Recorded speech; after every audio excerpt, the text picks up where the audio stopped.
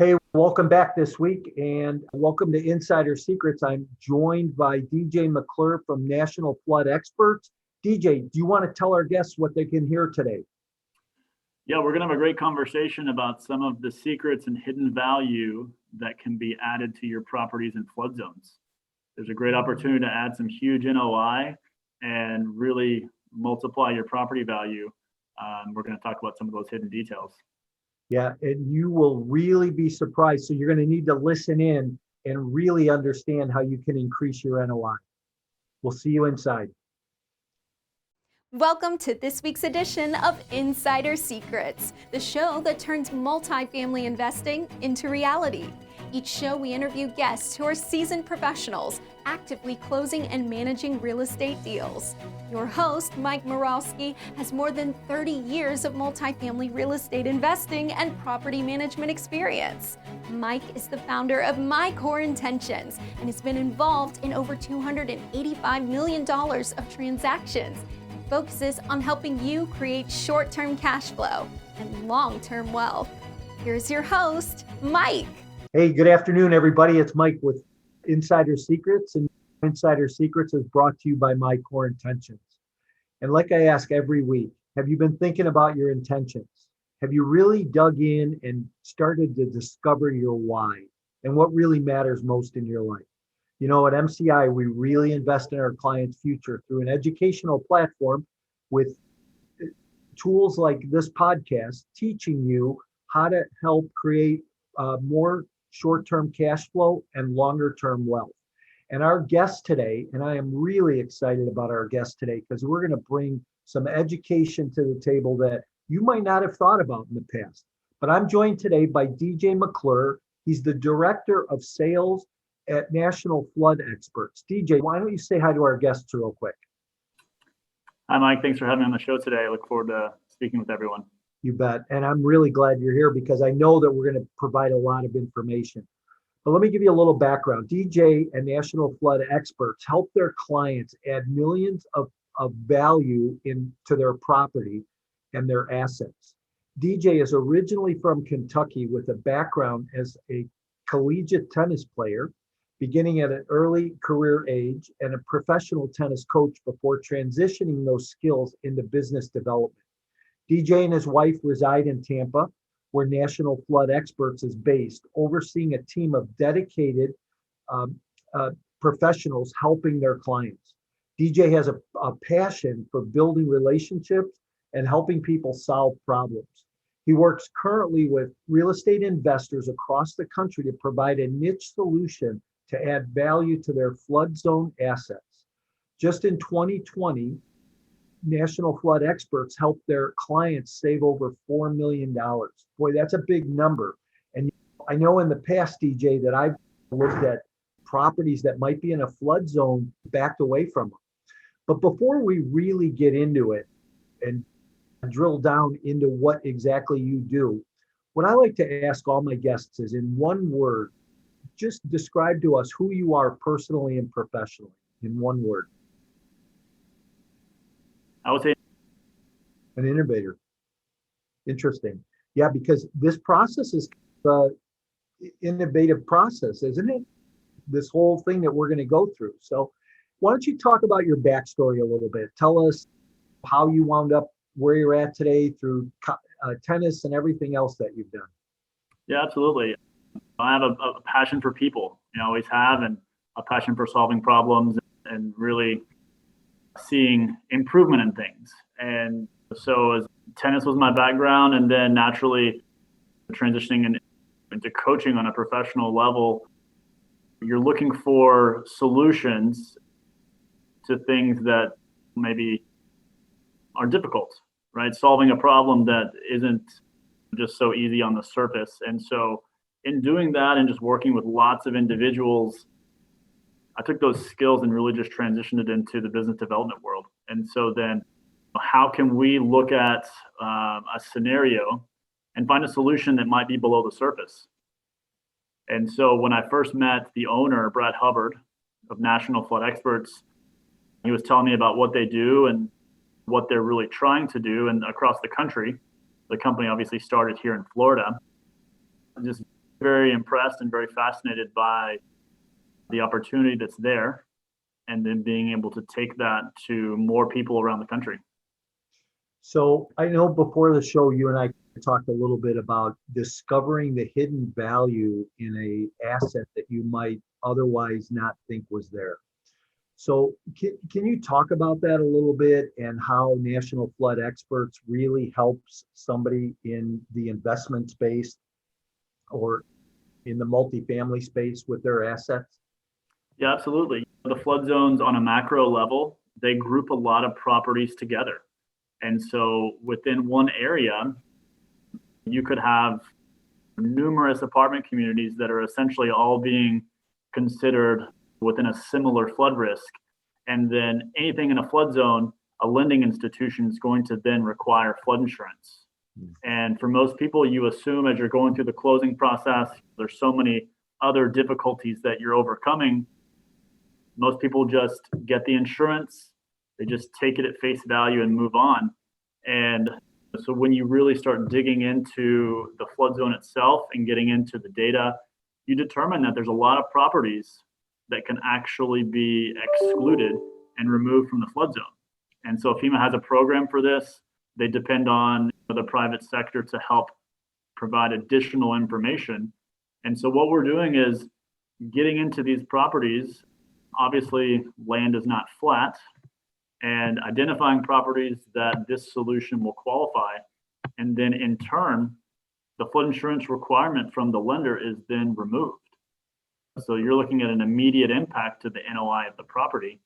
And then at that point, you can insure the property based on what your, personal risk strategy may be.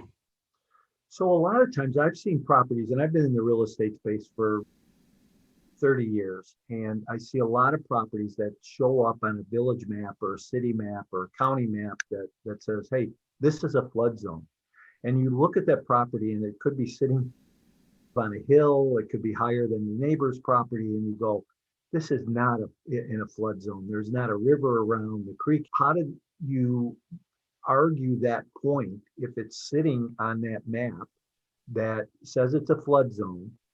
How do you get that taken care of? Yeah, that's a really good question. And what happens is that within these communities, they're assessing the data that they have available, and they're providing the best estimation that they can. So there's no intention of pulling someone in that maybe they shouldn't be. But what we're doing is providing engineering exhibits that essentially prove to FEMA that this particular property has a lesser flood risk than perhaps what the map is showing. And so when you're inside a 100-year flood map, that's when the lending institutions require flood insurance. And so if we can show that based on the data of the buildings themselves, elevation as it compares to the flood zone, we can say, look, these particular buildings qualify to be in a different flood zone X. And that's when they're able to get the more preferred flood insurance pricing. Or if they don't want the policy, then they're no longer required to have it and they can cancel it. So you mentioned a 100-year flood map. And is that where they coined that term 100-year rain, where it doesn't flood there all the time or very often, but maybe 100 years? Is that where that comes from?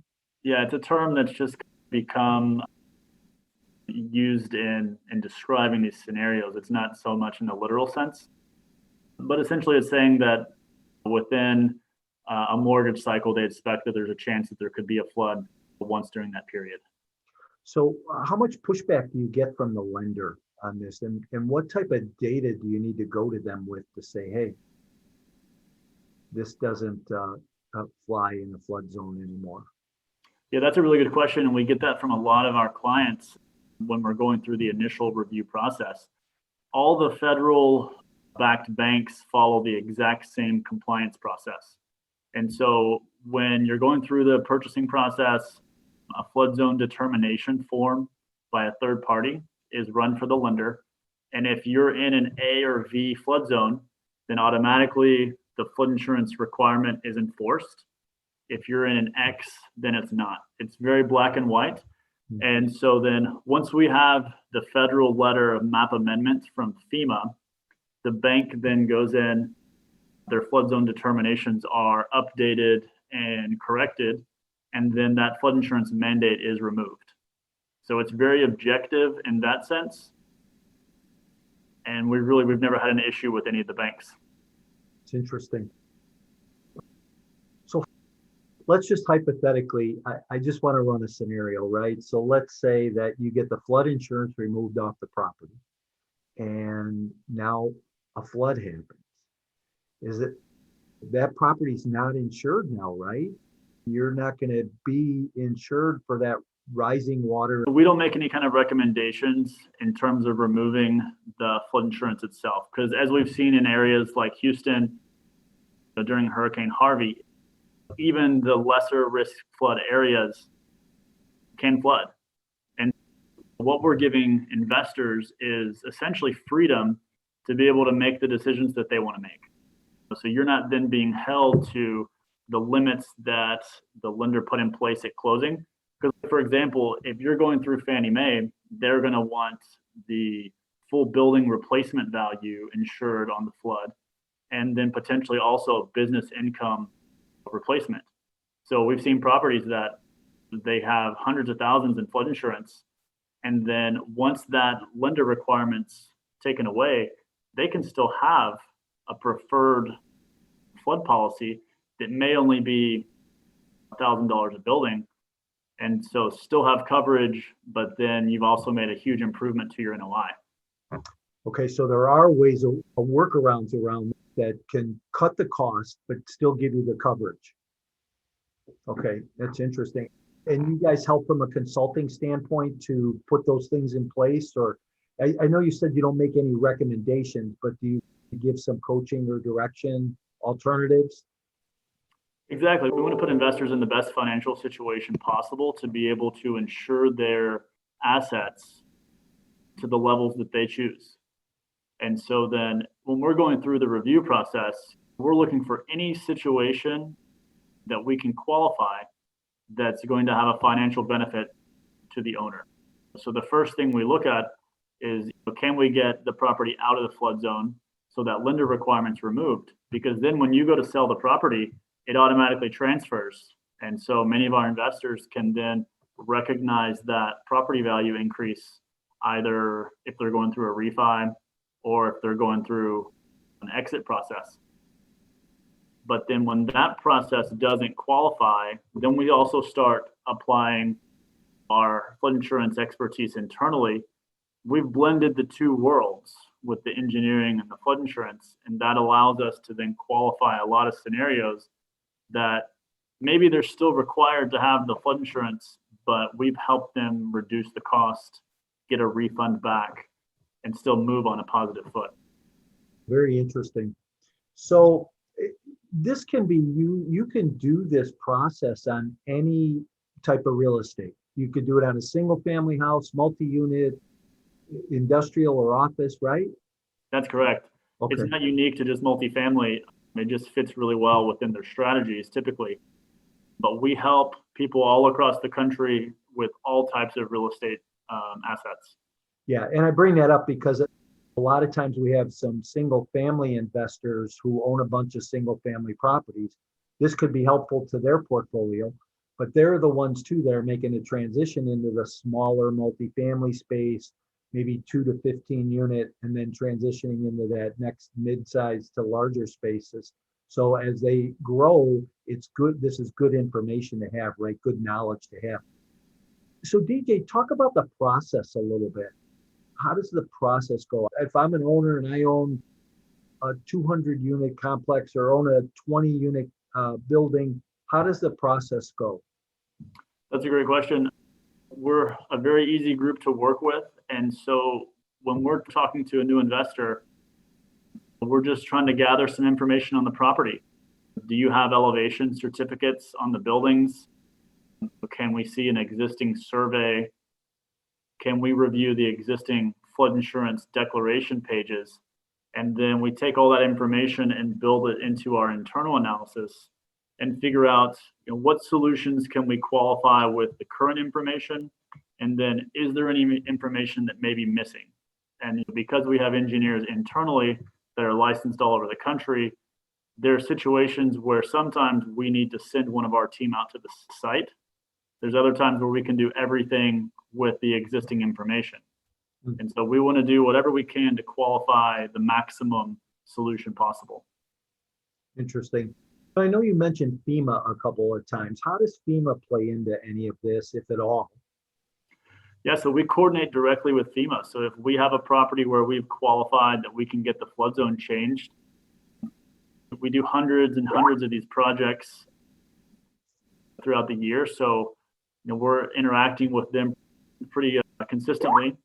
And then as they ask questions, we address that. But they review our findings, they approve everything, and then they in turn issue the federal letter approving everything for the map change.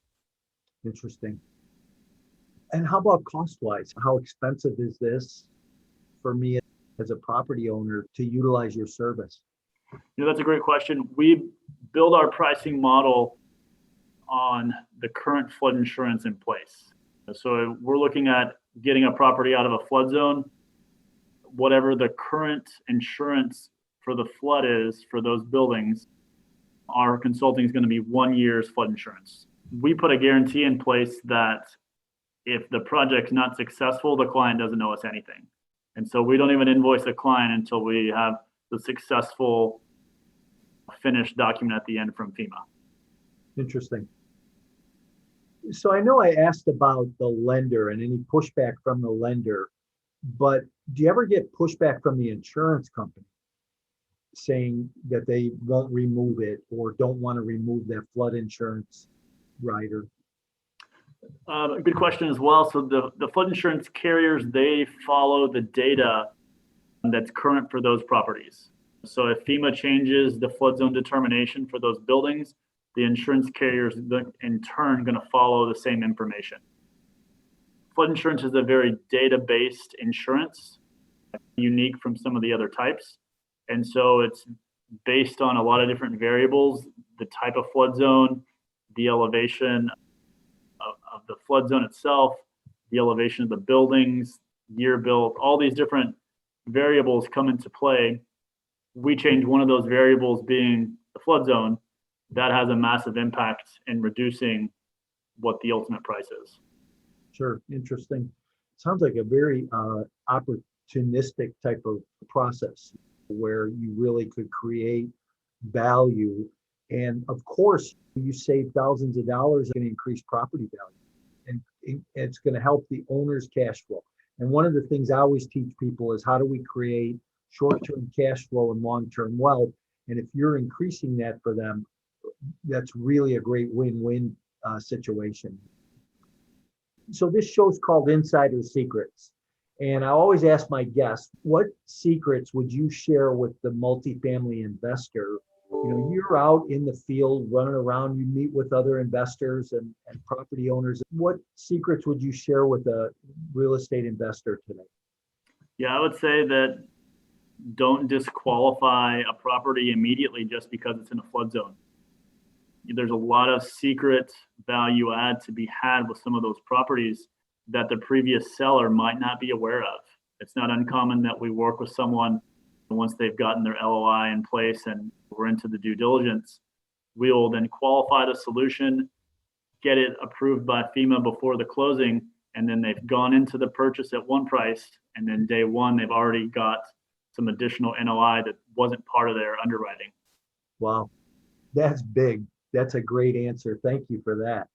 Hey, another question I like to ask my guests is, what are a couple of the best resources that you like to use in your business and in what you do when it comes to technology and systems? Internally, we base a lot of our systems with Salesforce. I know that seems a little generic, but for us, I think for any investor, having a good CRM to stay organized and being able to track your own internal KPIs and progress. For us internally, we're really big on efficiency. We're a detail type organization. And so managing details down to the finest level is what enables us to continue helping people and being successful. Yeah, very good. Thanks for that. How about high stake decisions? So when you're faced with a high stake decision in your business world, how do you go about processing that and making what appears to be the right choice? I try to put myself in the other person's shoes. I try to think, if I was the investor, what decision would I make? We're very transparent with the whole situation. And so if we're trying to make a decision on a property as to what we think the best solution in place would be, I like to just put myself on the other side of the scenario and then imagine, if it were my own personal asset, how would I handle it? Very good. So if an investor is looking to engage with somebody who offers your service in the marketplace today, what questions should they be asking to make sure that they're getting the same type of service that you would provide? I think I would ask, if you're talking about working with someone to possibly alleviate this situation, Yeah. what's the level of their understanding? Do they truly understand the flood zone? Do they understand the flood insurance? Do they understand the unique scenarios that can come into play for properties in a flood zone? Okay, great. Any advice that you'd give a new investor coming in the market? Yeah, a new investor coming into the market, I would say really try to get a good relationship with a knowledgeable insurance broker and really vet that process, because there's a lot of fantastic brokers out there that really understand all the different types of insurances and really have a good risk management mindset. And I think getting a good team, I'm sure you talk about having a good team. And we're an engineering company, but we work with so many different insurance brokers. And I think they're a really important asset in your team. And so early on in your career, finding someone that really fits with your type of strategy and that can really be with you along the journey. Yeah, DJ, I talk a lot about team building. I actually do a whole lesson on team building and networking. And I believe it doesn't matter what industry you're in, that you need to have good people around you. I heard somebody say the other day that your net worth is equal to your network. So who's around you? And you're right about insurance people and everybody else in the industry. But I believe that you and National Flood Experts is somebody who should be on every person's team right now, and as part of that network and building. With that said, if somebody wants to try and get a hold of you, how do they go about getting a hold of you? Yeah, they're welcome to go to our website, www.nationalfloodexperts.com. I think you had met one of the ladies on my team initially. That's where we were initially introduced. Anyone that's wanting to reach out and potentially have a conversation about a property, they're more than welcome to reach out to Lisa. Her email is lisa@nationalfloodexperts.com. My email is also just dj@nationalfloodexperts.com, and we'll make sure that anyone that has a property in a flood zone is well taken care of, and hopefully we can find a solution to add some value. Awesome. Thanks for that. And we'll have all that detail in our show notes so that listeners will be able to go back and find you or find Lisa. And when I first met Lisa, I was just really impressed with how this whole system works and how she described it. So she's very helpful. So I'm going to advise any of the listeners to make sure that if you have a property that's currently in a flood zone or looking at buying one that's in a flood zone, that you at least give DJ or Lisa a call and find out if they can help you have it removed to save you some money and help your cash flow. DJ, thanks for being here today. You're a wealth of knowledge, that's for sure. And it's been very insightful because I know that this is something that's not readily talked about, not always talked about, and can be very helpful. So thanks. And I look forward to talking to you again soon. And everybody remember, go like us on social media, go to YouTube, subscribe, go to Apple and subscribe. Like us, love us, do all those things that help our ratings. We'll look forward to seeing you next week. Have a great week, everybody. Thank you. Thank you, Mike, and thank you for joining us for another great episode of Insider Secrets. As always, Insider Secrets is brought to you by My Core Intentions. Join us on social media and visit mycoreintentions.com, where you can get expert coaching on all things multifamily investing and property management. We're looking forward to having you back again next week for more Insider Secrets.